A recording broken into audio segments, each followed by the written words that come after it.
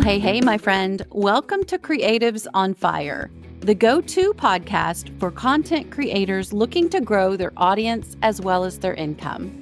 I'm so excited you're here. I'm your host, Melanie Ferguson.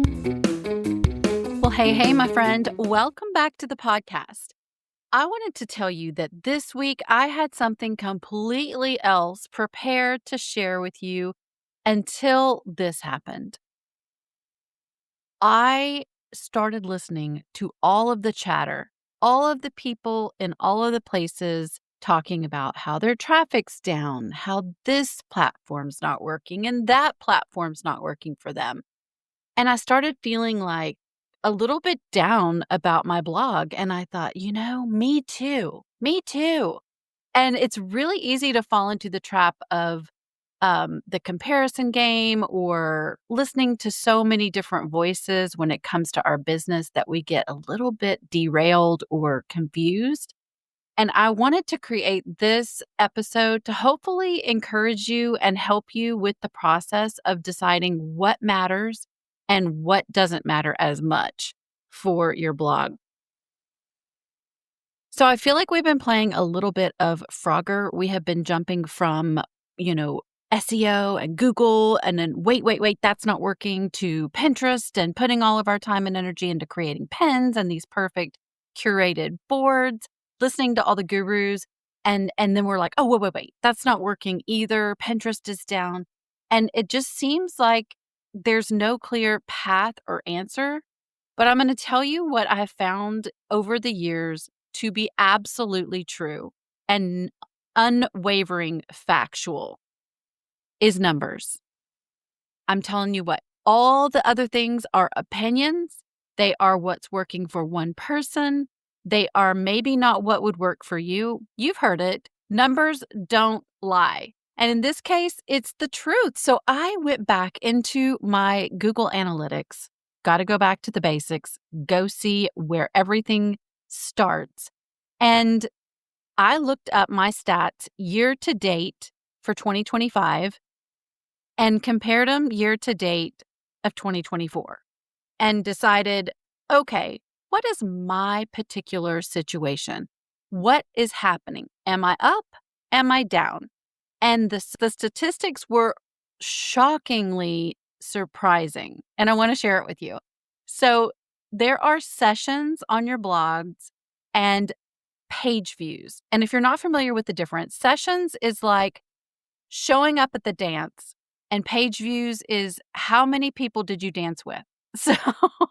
So sessions is the people coming to your blog, landing on a specific page. Page views is during that session, how many different pages did they click on?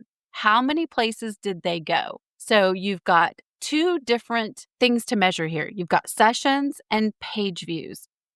So when I looked at my my year to date, sessions were down 20%, which is no small thing. Like 20% is a huge chunk. And I was super devastated. I was like, oh, this is not fun. If your sessions are down too, then this is probably an indication of something outside of your control. You can be doing all the best practices, posting consistently, promoting in all the places. And, out of your control is whether Facebook is going to allow you to put a link, whether your automations are going to work for keywords, whether your Pinterest pins are going to get promoted, or if they are going to just be invisible, which is what I feel like sometimes. So the second issue is page views. My page views were shockingly 50% down. In the red, I was dying. I was like, okay, wait. I've got sessions down 20%, but my page views are down 50%. And let me just tell you, that is an eye-opener because you know what? Page views are on you. Page views are my problem. I can control the page views a lot better than I can control the sessions.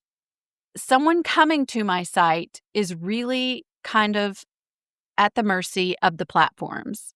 Someone staying on my site or clicking around on my site is on me. So what could I do? I was like, ugh, there has got to be some things. So even though I know that sessions aren't 100% in my control, I was like, well, what can I do to make my site a little more attractive so that when I do promote it, people will be a little more apt to click on it? And so I think page speed still is a huge player. I know that it has been downplayed over the last several months, but I have taken the following measures when it comes to page speed. Evaluated all of my plugins, made sure I definitely needed them. And then actually, it was a super, super hard decision, but I removed my Slickstream, which is that free little tool at the top that has all of the little bitty blog posts where they can click on it to go see other ones. I absolutely was obsessed with that tool and I love, love, love it. And convinced myself beyond a shadow of a doubt it was sending all this traffic to my blog and I could not live without it. Well, my host was telling me, Melanie, that might be something that you could consider parting with because even though it doesn't slow your site down a lot, every single little thing adds up. It's all layers. So I went to the back end of that tool and looked and evaluated, from a business standpoint, how many clicks was that bringing additional once they land on my site? Like how many more page views was that responsible for? And I looked and it was responsible for about 100 to 200 page views a month. And I was like, okay, I've got to make a business decision here and it can't be about me. Like, I love the tool and I love the way it looks. And I thought all the big, big people have it. And then I was like, but, I think I don't have to say goodbye forever, but I think if I take it off my site for a minute, and it makes a difference, that's going to pay off more in the long run. So these are the kinds of things I want you to evaluate with your site. Is there something that maybe you've been hanging on to because it's pretty or makes you feel good, but maybe isn't necessarily serving your page speed to the best of its ability? Maybe it's a big video on page one, or maybe it's huge slider carousel that's taking up a lot of your site's energy. Just look at that, get with your host or someone that is trusted and make sure that your site is running at top speed.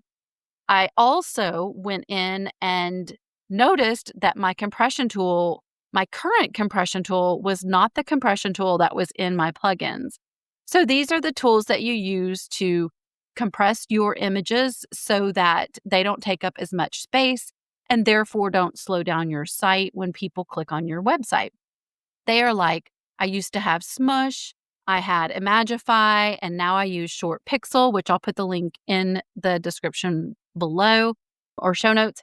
And I noticed I still had an old tool on there and it wasn't even working. It was like, oh, you need to pay your fee for this to start working. And I thought, no, I don't even use you anymore. So I had to go in and take that plugin out, make sure that my current tool, Short Pixel is what I use, was in place and working. And then I ran a new bulk optimization for the entire site, and it found 1,200 images that could still take a little tweaking. Now, I use the tool outside of my site before I upload the images, but it can do additional compressions once they are on your site as well. Every little bit helps, and I was super thrilled to be able to make that adjustment. But these were just two quick little things I'm doing to try to help those sessions and the ability for bigger places like Pinterest and Google to want to send traffic to my site. And I think page speed is going to be one of the keys. Now, the second issue was page views.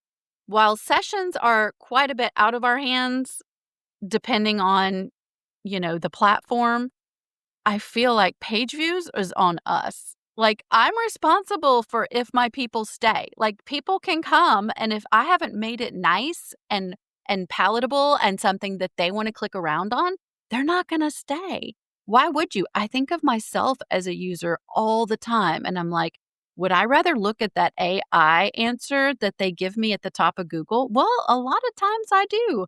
But if I'm not sure and I do have to click into a site for a better answer to my question, I immediately hop off if it is not easy to navigate, my answer is not at the top, or there's a ton of ads in my way and I cannot get to my answer. So think about these things, get yourself in the reader's shoes when it comes to that. But my page views were down 50%, which was absolutely shocking. I was like, that is 1,000% my fault. Like, you could go super deep on that and you could say, well, it's also the general public's fault because the social media platforms have made us a microwave society and it has gone down from you have 5 seconds to get someone's attention to 3 seconds to get someone's attention to now it's like a second and a half to get someone's attention. Basically, we are in a society now that wants the answers and they want them fast. And I'm telling you, that's still on me because I need to evolve my blog based on the current situation. If I want my blog to thrive and I want to actually have this be somewhere that I can count on for an income, I need to make sure that it is up with what is going on with today's readers. So I came up with 5 things that I want to share with you really quickly for you to consider when you're trying to grow your page views. All right, the first thing I looked at was, do I need to restructure like my entire blog, make it easier to navigate? So I am going to go to my homepage. Right now, it's a True Creatives blog. Like it is a melting pot of all of my ideas. And I need to give them a clear path, like what it is that I want them most to do when they land on my blog. It needs to really lead to a sale. So a product needs to be front and center, but that's for a whole nother podcast. We're just going to talk about traffic. So we want to make it super easy to navigate, super clear, the path that they need to take when they're on your site, and everything needs to connect. It needs to be super simple for if they land on a recipe, how to find the rest of your recipes. If they land on a craft, how to find the rest of your crafts. If they land on an Easter project, where's the rest of your Easter projects? So that they're super encouraged, click of a button, crystal clear on where to get more of what they're interested in. Number 2 idea is to, in the same vein, cluster my content, connect it all better. I know especially at the beginning when we're blogging and we don't really know what we're doing, like I was, we just have these little, they call them orphan posts. So these are posts that really aren't even connected to anything else on your blog. It's just this post, standalone. It might be in a category, but it doesn't have anything that encourages them to click to the next post. There's a couple of ways you can find these orphan posts. Lots of the SEO tools out there will provide you a way. I know over on a free Ahrefs account, Ahrefs, they do have orphan pages. Just Google how to find your orphan pages and it will walk you through it. Just Google that and you will find how to find your orphan pages. But I have several orphan pages from when I first got started blogging that really need to be attended to. So what I mean by that isn't just that I need to connect them to another blog post, but I might need to evaluate if they even need to stay on the site because some of those are the older ones, and they have really like no business being on my site. They're not bringing in traffic. They have nothing to offer the reader. So an evaluation of the orphan post is going to be important. Okay, the third idea is to give them a reason to go see more of the posts. All right. So it could be see all of my blank ideas and then make a really big button, a call to action button that says all fall posts or all paint posts. So where they can go to a category page on your blog with all of the posts just served up to them beautifully and conveniently. Being able to lead them early on in the post to more of those types of posts. So my fourth idea is a little reusable block towards the beginning of the post, maybe like after the first 4 paragraphs, and it says, if you're new, start here. And they can click on that, and you can take them to a page specifically curated for the new reader that kind of talks about you. It talks about what they're going to find here, gives them categories to click on, ways to engage further with the blog. So I think that's a really good tip there. And then the fifth and final way for you to increase page views, and what I'm going to look into for increasing my page views, is adding a series or a regular weekly post that gives them a reason to continue to come back. So it could be a progressive, you could change it up all the time and make it like a progressive project that, hey, 5 days to the perfect patio. And you could have or 5 weeks to the perfect patio. And you could have a post each week that talks about a different aspect of the project. You could have a countdown to a certain event, and each day you offer a teaser to bring them back to the blog. You could do even as simple as a before and after post. Make the before post all about what you need to get this project done and the steps that you take, and then do an entire post that's just the after, how it turned out, how you would style it, where it works best, some more ideas to it. So you could even break down a single post into 2 posts and get yourself a couple more page views out of it. You could do a weekly roundup of your posts, and I have done this in the past. I think I'm going to implement something like this again now and just kind of tweak it a little bit to more of today's topics, and send an email that says, hey, check it all out, and just put a simple button and have them come over to your blog, read the post, and click through to other posts. They can count on that. It is a series. It is a standard post that they can come every week or every day for a certain number of days and tune in. And I absolutely love that idea. It encourages community. And that is something that you want to grow on your blog, is a community of people who return and make comments and honestly make you feel seen and heard when it comes to blogging. All right, my friend, I hope this was helpful. I want you to not get stuck in the comparison game. Don't listen to all the noise out there about this is working, this isn't working, now this is working, but wait, it wasn't working, but it's working now, but it's only working for them and not you. Go to your Google Analytics. Dive in deep to exactly where you are year to date over last year's to date. If you don't have a full year, then do it for the 30 days, like the last 30 days and the 30 days before that, and see where you really are. It might not be as scary as everyone is making it sound. I know for me, it was a huge relief to see that it was something I could work on. It wasn't all left to chance. It's not always just up to social media or just up to Pinterest to make your blog work. Sometimes it's up to us.